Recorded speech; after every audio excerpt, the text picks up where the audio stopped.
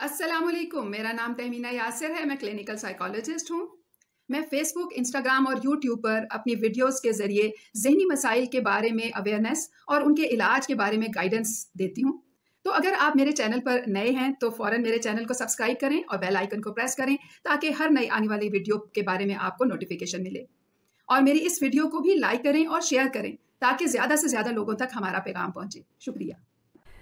Stress क्यों anxiety, depression और psychological issues के साथ होता है और इनको बढ़ाता है या इनकी वजह बन रहा होता है, इस पर भी आज हम बात करेंगे और इसका इलाज क्या हो सकता है, इस पर भी हम आज बात करेंगे। आप इमेजिन करें कि आप एक गेम शो में जाते हैं और वहां पर आप एक कार जीत लेते हैं। अब वो कार जो है वो आपने अपनी पसंद की कोई जीती है। सपोज कि आपने कोई, अगर आपको पजेरो वगैरह पसंद है, लैंड क्रूजर पसंद है या BMW पसंद है, आपने कोई भी कार जीती और आप बहुत एक्साइटेड हुए, आपको बहुत खुशी हुई कि आपने वो कार जीत ली। अब आप वापसी पर उस कार में बैठते हैं और उसका इंजन आप स्टार्ट करते हैं और आप बहुत एक्साइटेड हैं और आप उस कार को चला रहे हैं, सड़क पर ले आते हैं। आपकी एक्साइटमेंट जो है वो बहुत ज़्यादा महसूस कर रहे हैं, लेकिन एकदम से क्या होता है कि एक पपी आपकी गाड़ी के आगे आ जाता है। ये अक्सर हमारे इर्द गिर्द हम देख रहे होते हैं कि कभी कोई जानवर गाड़ी के आगे आ गया, कभी कोई इंसान आ गया, कभी किसी ने कट कर दिया और गाड़ी के आगे अपनी गाड़ी ले आया। तो इसी तरह की एक एग्जांपल है कि एक पपी आपकी गाड़ी के सामने आ जाता है और आप घबरा जाते हैं। अब आप घबराए हैं, आपके साथ साथ वो पपी भी घबरा जाता है, वो भी परेशान हो जाता है, इसलिए कि वो भी एक्सपेक्ट नहीं कर रहा था कि उसको कोई ऐसे सर्कमस्टांसेस फेस करने पड़ेंगे। और आपको एक नई गाड़ी मिली, आप एंजॉय कर रहे थे उसको और पपी सामने आ गया। अब आप घबरा गए, आपका दिल धड़कना शुरू हो गया तेज और घबराहट शुरू हो गई, बेचैनी शुरू हो गई।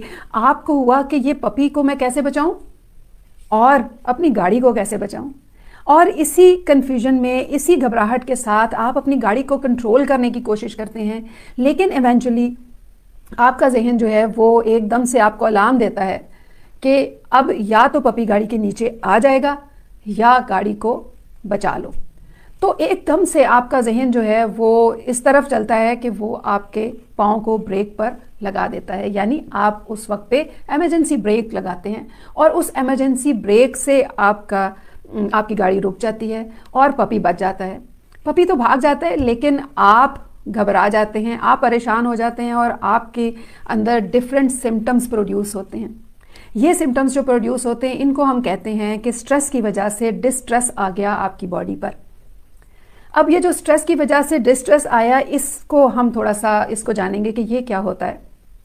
इसमें मोस्टली क्या होता है कि आपके दिल की धड़कन तेज़ हो जाती है, आपको घबराहट होने लगती है, आपको सर में दर्द शुरू हो सकता है, आपके मसल्स में खिंचाव शुरू हो जाता है, आपको लगता है कि जैसे आपका बॉडी जो है वो बहुत ज़्यादा उसकी एनर्जी ड्रेन हो गई है और आपका जिस्म कपकपाना शुरू हो जाता है। इस तरह के कई सिम्टम्स आपको महसूस होते हैं। तो ये वाकया जो है ये तो हुआ एक एक्यूट स्ट्रेस का वाकया, यानी एकदम से कोई पपी आपके सामने आया और आपने उस वक्त पर घबराहट और स्ट्रेस के डिफरेंट सिम्टम्स महसूस किए और आपने एक रिएक्शन उसके ऊपर शो किया ब्रेक को दबाने का, और उससे आपके जो वो सर्वाइवल का इशू हो रहा था, जिसको हम कहते हैं फाइट और फ्लाइट का इशू, यानी जब हमारा दिमाग एकदम से किसी ट्रॉमा में आता है या और उसकी वजह से स्ट्रेस में आता है तो हमारा फाइट और फ्लाइट का कंसेप्ट जो है वो एक्टिवेट हो जाता है और उसके नतीजे में हम फिर हमारे अंदर ये बॉडी के सिम्टम्स प्रोड्यूस होते हैं और हम फिर उस वक्त पे अपने आप को बचाने या किसी को भी बचाने के लिए कोई भी एक इकदाम कर सकते हैं। और इसी में से ये कदम भी होता है कि हम ब्रेक पर पाँव रख दें। अब देखें, ये वाला जो है ये जो सूरत हाल है ये कभी कभार हो, वंस इन अ वाइल, तो आप उसके बाद 5-10 मिनट, आधे घंटे के बाद आप स्टेबल हो जाते हैं और आपकी तबीयत बेहतर हो जाती है। लेकिन इमेजिन करें कि अगर यही तबीयत के सिम्टम्स मुस्तकिल आपके अंदर हों, यानी हम कहते हैं कि वो तो एक्यूट स्ट्रेस था, एक वक्त पे आया और चला गया। अगर क्रॉनिक स्ट्रेस हो जाए, यानी आपका जहन जो है मुस्तकिल फाइट और फ्लाइट में मुब्तला है, अब वो जो सिचुएशन है वो बड़ी प्रॉब्लमेटिक हो जाएगी।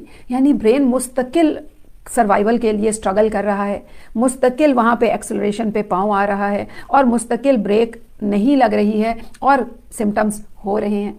तो इस चीज़ को अगर हम समझें तो इसको एक और तरीके से हम इस लिहाज से ले सकते हैं कि जब एक्सीडेंट हुआ या एक्सीडेंट होने का ख़तरा था, उस वक्त पर जो स्ट्रेस आया वो तो स्ट्रेस था एक फ़िज़िकल चीज़ का, और उसकी वजह से हम थोड़ी देर के लिए प्रॉब्लम में आए और उसके बाद उससे निकल आए।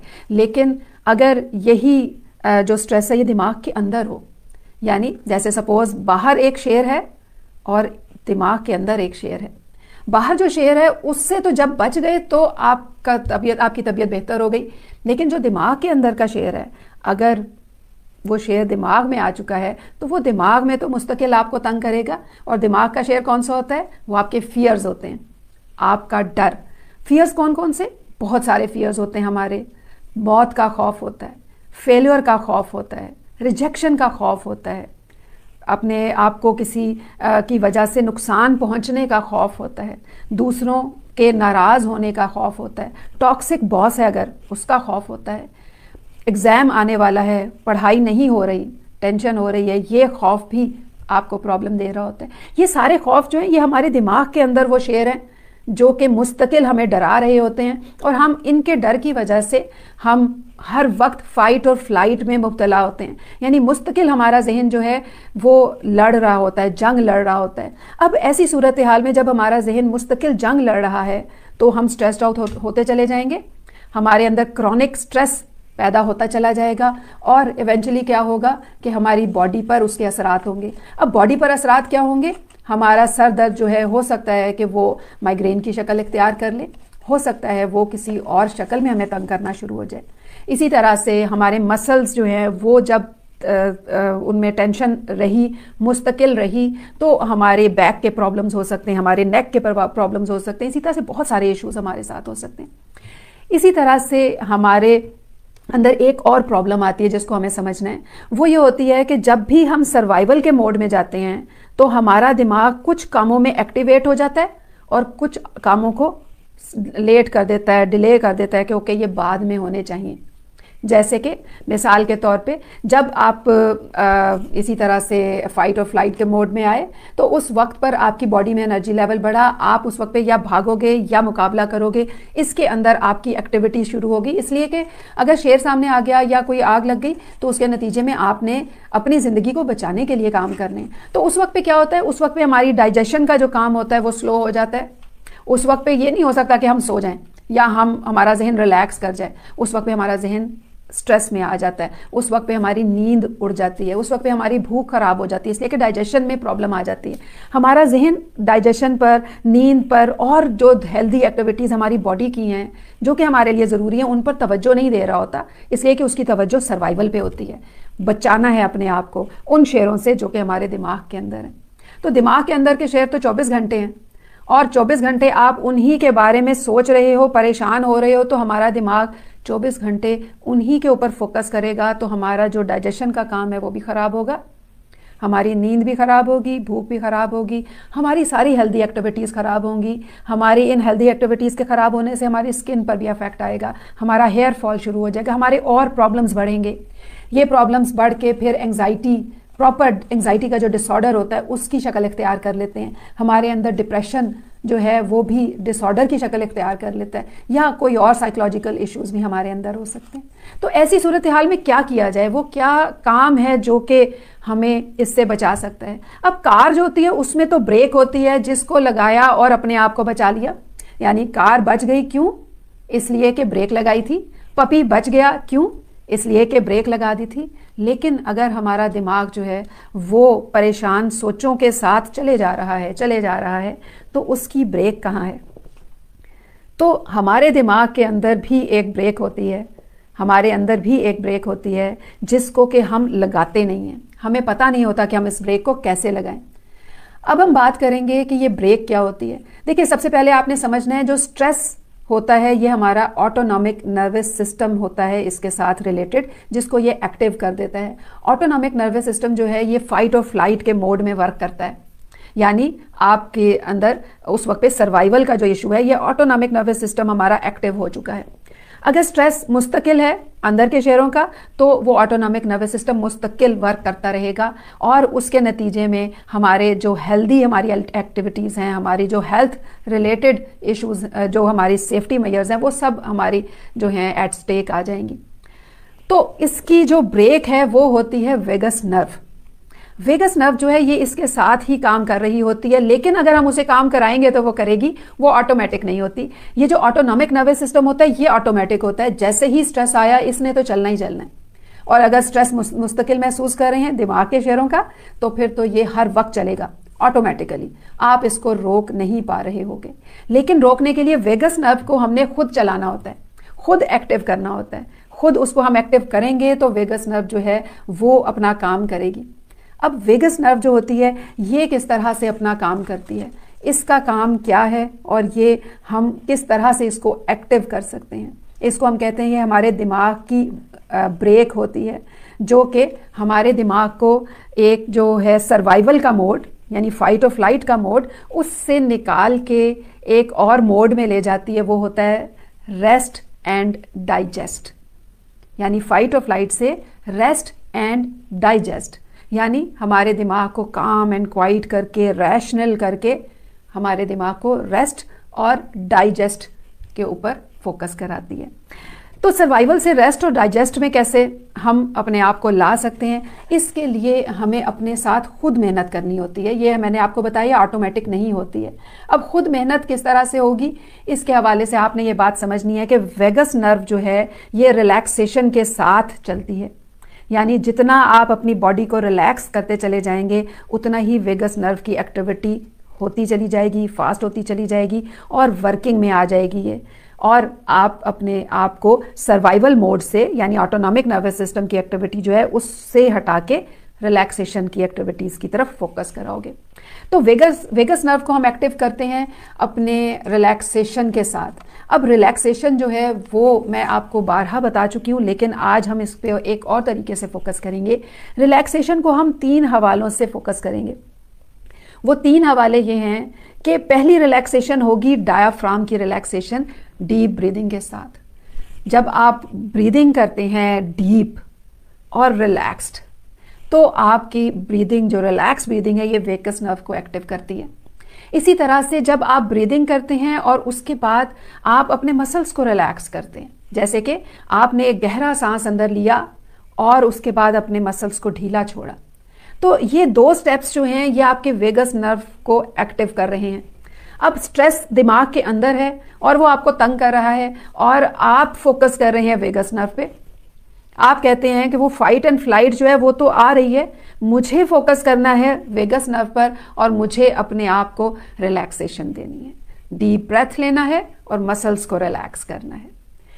अब देखें, जब आपने डीप ब्रेथ लिया और मसल्स को रिलैक्स किया तो आपका माइंड भी फोकस्ड होना चाहिए इन्हीं चीज़ों पर, जिसको हम कहते हैं कि आपका माइंडफुल हो जाए। माइंडफुलनेस के ऊपर इस हवाले से फिर फोकस करने की ज़रूरत होती है, यानी कि आपका जहन जो है वो आपकी हेल्दी और रिलैक्स करने वाली एक्टिविटीज़ पर फोकस्ड है, यानी आपका जहन जो है वो आपकी नॉर्मल ब्रीदिंग पर फोकस्ड है, यानी आपका जहन जो है वो आपकी नॉर्मल ब्रीदिंग पर फोकस्ड है और आपकी रिलैक्सेशन पे फोकस्ड है। आप तवज्जो दे रहे हो कि मैं अपने आप को एक बेहतर सांस दूं और आप तवज्जो दे रहे हो कि मैं अपने मसल्स को रिलैक्स करूं, और ये तवज्जो जो है ये आपका जहन दे रहा है, तो आपका जहन भी फोकस्ड हो गया। तो इसका मतलब है कि ये एक हार्मनी डेवलप हो गई आपकी ब्रीदिंग, आपके माइंड के फोकस और बॉडी के मसल्स की। ये हार्मनी इंपॉर्टेंट होती है जिसमें कि आपका रिलैक्सेशन का जो है एस्पेक्ट वो पोशीदा होता है। तो इस हार्मनी पर कैसे प्रैक्टिस की जाए, किस तरह से अपने आप को इस तरफ लाया जाए। दिन में अपने पास 2 टाइम रखें जिन टाइम्स में आपने अपने आप को इस हार्मनी का आदी बनाना है।